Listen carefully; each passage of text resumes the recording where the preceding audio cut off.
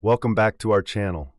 Today, we're exploring a vital topic in the realm of autoimmune and clotting disorders, anti-cardiolipin antibodies.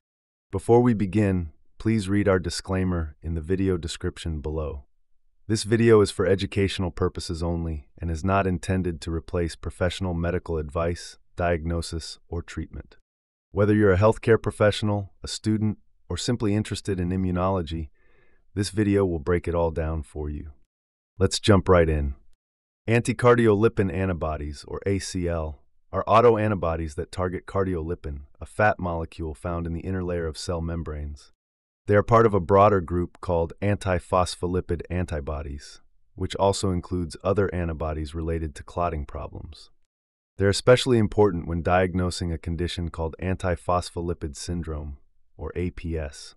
Most harmful ACLs attach to cardiolipin when it's combined with a specific protein. This activates cells that line blood vessels, platelets, and parts of the immune system, which can lead to blood clots. That's why they're linked to both deep vein clots and strokes. There are three main types of ACL antibodies, IgG and IgA. IgG is the one most closely tied to serious problems like blood clots and pregnancy loss. Test results are grouped as low, medium, or high. Only medium to high levels, seen consistently over 12 weeks, are considered important for diagnosis. So why do they matter? They're part of the checklist doctors use to diagnose APS, which includes things like blood clots and complications during pregnancy. In rare cases, they can cause a serious condition with clots in many organs. These antibodies also appear in many people with lupus, raising their risk for clots. They can also show up briefly during certain infections or from some medications, but usually don't cause harm. When should you test for them?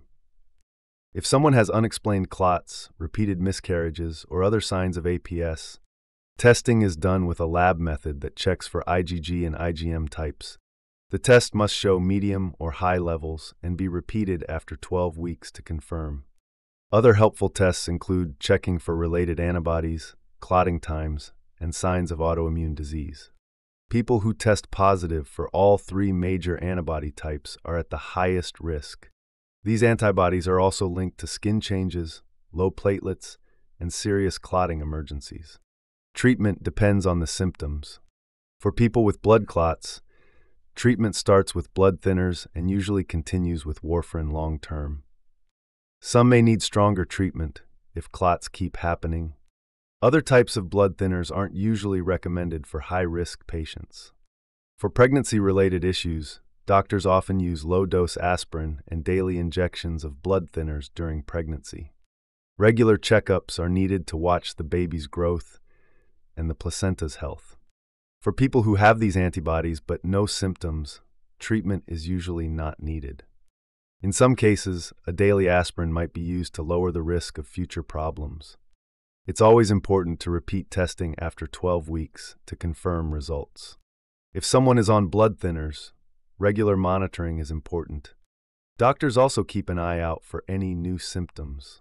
To sum it up, anticardiolipin antibodies are key to diagnosing a clotting disorder called APS.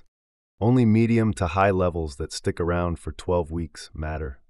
They can lead to clots, pregnancy loss, and serious complications. Testing positive for multiple antibodies means higher risk. Treatment depends on the situation, from lifelong medication to preventive care during pregnancy. If you found this video helpful, like, subscribe, and share. Drop your questions in the comments. Thanks for watching, and stay tuned for more clinical insights.